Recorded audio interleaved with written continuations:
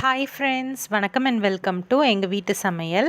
நம்ம இன்றைக்கி வீட்டுக்கு ரொம்பவே உபயோகமான 4 கிச்சன் டிப்ஸ் தான் பார்க்க போகிறோம். அது என்னென்னு பார்ப்போம் வாங்க. இன்றைக்கி நம்ம எந்த சமையல் வீடியோவும் செய்ய போகிறது இல்லை. வீட்டுக்கு உபயோகமான கிச்சன் டிப்ஸ் தான் இன்றைக்கி சொல்ல போகிறோம்.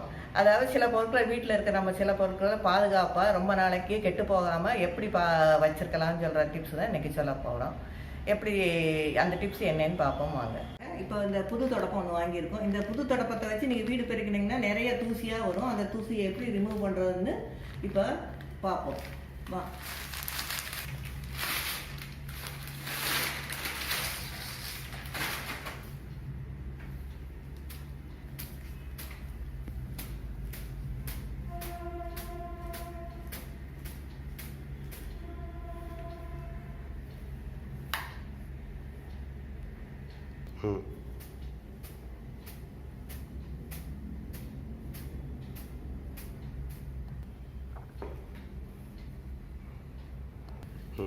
இந்த தொடப்பத்தை நீங்கள் இப்படி இப்படி விரித்து வச்சுக்கிட்டு இந்த சோப்பு போடுற அந்த ப்ரஷ் இருக்குல்லங்க, துணி போகிற அதை இந்த இப்படி அதை ப்ரஷ் பண்ணுற மாதிரி எல்லா இடத்துல இப்படி பண்ணிங்கன்னா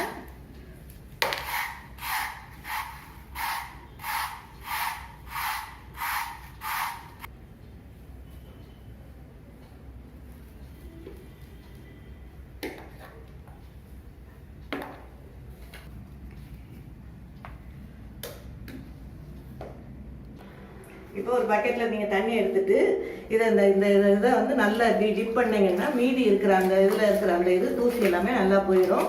அதுக்கப்புறம் நீங்கள் வெயிலில் காய வச்சு யூஸ் பண்ணிங்கன்னா ரொம்ப நாளைக்கு அந்த தொடப்பம் யூஸ் ஆகும்.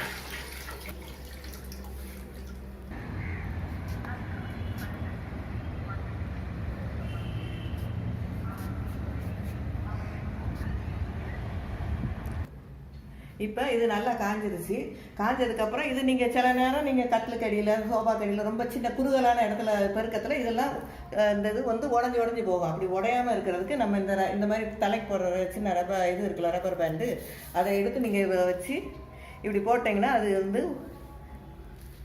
நல்ல குறுகலாக இருக்கும். நீங்கள் உள்ளே போட்டாலும் உடையாமல் இருக்கும்.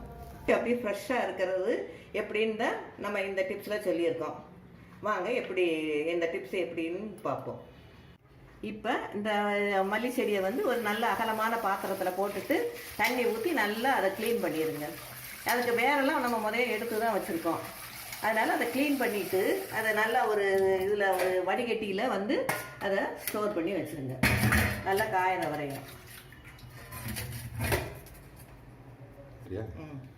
இப்போ இந்த மல்லி செடியை நல்லா இது நல்லா ஃபில்டர் ஆயிடுச்சு. தண்ணி நல்லா போகிறதுக்காக இது ஒரு காட்டன் துணியை விரித்து நீங்கள் அதில் நல்லா இப்படி அகலமாக விரித்து போட்டுங்க. நல்லா அதுக்கு ட்ரை ஆகட்டும். அது மல்லி செடி நல்லா ட்ரை ஆயிடுச்சு. இதை ஒரு சின்ன கட்டர் வச்சோ அல்லது வெஜிடபிள் கட்டரு அல்லது ஒரு சின்ன இது வச்சு நல்லா வெட்டிக்கோங்க.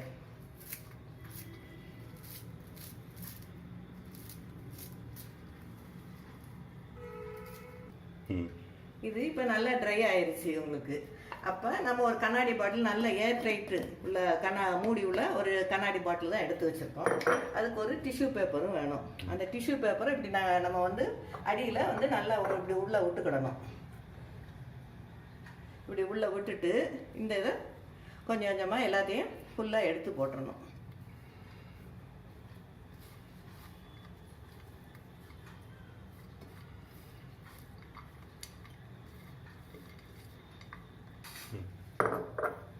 எடுத்து போட்ட பிறகு இந்த மாதிரி ஒரு சின்ன பிளாஸ்டிக் கவர் ஏதாவது ஒன்று இப்படி வச்சு அந்த மூடி இதில் வச்சு நல்லா மூடிடுங்க. நல்லா ஏர் டைட்டாக மூடிட்டு ஃப்ரீசரில் வைக்கக்கூடாது. நீங்கள் சாதாரணமாக வெளியே தான் வைக்கணும் ஃப்ரிட்ஜில். அப்போ ரொம்ப நாளைக்கு வேணுங்கிற டயத்தில் நீங்கள் எடுத்துகிட்டு பழையபடி மூடி உள்ளே வச்சுக்கிடலாம். இப்போ உங்கள் வீட்டில் கரண்ட் இல்லை அல்லது ஃப்ரிட்ஜ் ரிப்பேரு அல்லது ஃப்ரிட்ஜே இல்லாதவங்களுக்கு இந்த டிப்ஸ் ரொம்ப யூஸ்ஃபுல்லாகும்.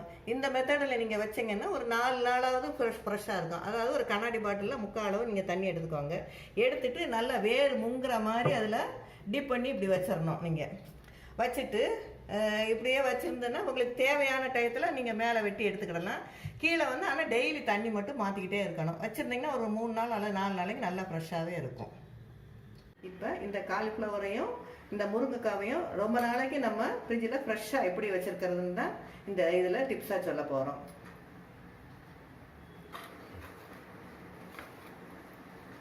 இப்போ நம்ம முருங்கைக்காய் வாங்கிட்டு வந்தோம்னா ஒரு 2 பீஸாவோ 3 பீஸாவோ கட் பண்ணி ஒரு கவரில் போட்டு ஃப்ரிட்ஜில் வைப்போம்.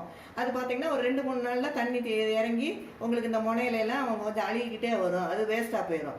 அப்படி அழுகாமல் இருக்கிறதுக்காக தான் நாங்கள் இந்த டிப்ஸ் சொல்கிறோம். அதாவது வாங்கின பிறகு இந்த முருங்கைக்காவை நல்லா கழுவிட்டு காய வச்சுட்டு இந்த மாதிரி சின்ன சின்ன பீஸாக கட் பண்ணிக்கோங்க. கட் பண்ணி இப்படி இந்த ஏர் டைட்டான ஒரு இதில் போட்டு ஃப்ரிட்ஜில் ஸ்டோர் பண்ணலாம்.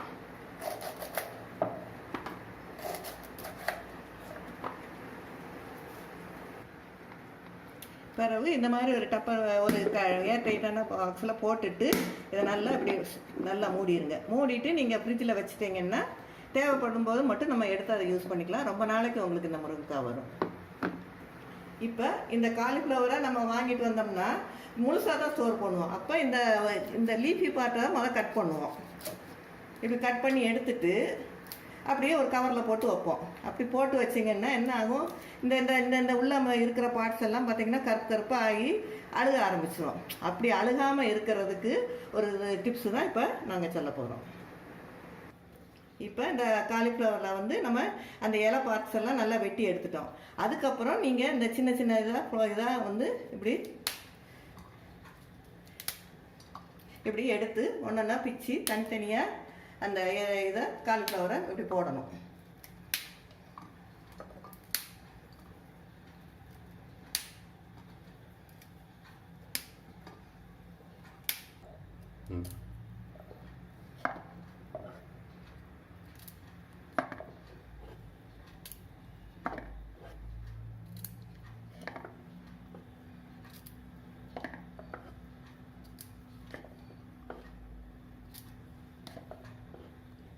இப்போ இந்த ஃப்ளவரில் இருக்கிற அந்த காம்பு லேசாக எடுத்துட்டு இப்படி இதில் ஸ்டோர் பண்ணுங்க.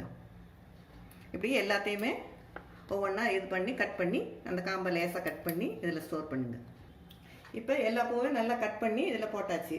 அதுக்கப்புறம் நல்லா ஏர் டைட்டான ஒரு மூடியை வச்சு நீங்கள் நல்லா மூடிடுங்க. மூடிட்டு இதை வந்து ஃப்ரிட்ஜில் வைக்கணும். ஃப்ரீசரில் இல்லை, ஃப்ரிட்ஜில் வச்சிங்கன்னா ரொம்ப நாளைக்கு உங்களுக்கு வேணுங்கிற நேரம் மட்டும் நீங்கள் ஒரு 4-5 பூவோ அல்லது அப்படியே எடுத்துக்கிடலாம். ஒன்றுமே அது அழுகியே போகாது, ரொம்ப நாளைக்கு நல்லாயிருக்கும். இந்த முழு பூண்டு வந்து ரொம்ப நாளைக்கு கெட்டு போகாமல் எப்படி ஸ்டோர் பண்ணலாங்கிறதையும் இந்த எதலை வந்து நம்ம எப்படி ஈஸியாக நம்ம உரிக்கலாங்கிற டிப்ஸ் தான் இன்றைக்கி சொல்ல போகிறோம். இப்போ இந்த முழு பூண்டை எடுத்துட்டு இப்படி ஒரு இடிப்பானை வச்சுருப்பீங்கள இடிக்கிறதுக்கு இஞ்சி பூண்டெல்லாம், அதை எடுத்துட்டு இந்த சென்டர் பார்ட் இருக்குல்ல அதை வந்து இப்படி தட்டணும். தட்டினீங்கன்னா இப்படி இந்த இதெல்லாம் தனித்தனியாக வந்துடும்.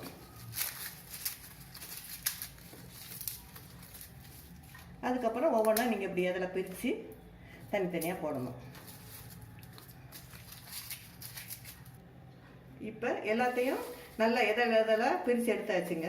இனி இதை மாதிரி ஒரு ஸ்டாண்டில் நல்ல காத்தோட்டமான இதில் என்ன செய்யணும், நீங்கள் இந்த இதை அப்படி ஸ்டோர் பண்ணி வச்சுட்டிங்கன்னா ரொம்ப நாளைக்கு எதுலேயும் மூடியே வந்து வைக்கக்கூடாது. எப்பயுமே இந்த மாதிரி வச்சுருந்தீங்கன்னா அந்த இதில் வந்து கெட்டு போகாமல் ரொம்ப நாளைக்கு உங்களுக்கு நல்லாயிருக்கும்.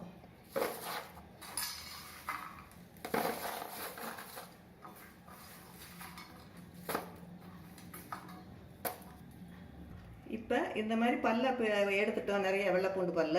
அதை வந்து உரிக்கிறதுக்கு நிறைய மெத்தட்ஸ் இருக்குது. அதில் ஒரு ஈஸியான மெத்தட் தான் நாங்கள் இப்போ சொல்ல போகிறோம். இப்படி ஒரு கத்தியை எடுத்துட்டு நீங்கள் அதை ரெண்டாக இப்படி நடுவில் இப்படி கட் பண்ணுங்க. கட் பண்ணிட்டு இப்படி உரிச்சிங்கன்னா இப்படி வந்துடும், தனியாகவே வந்துடும்.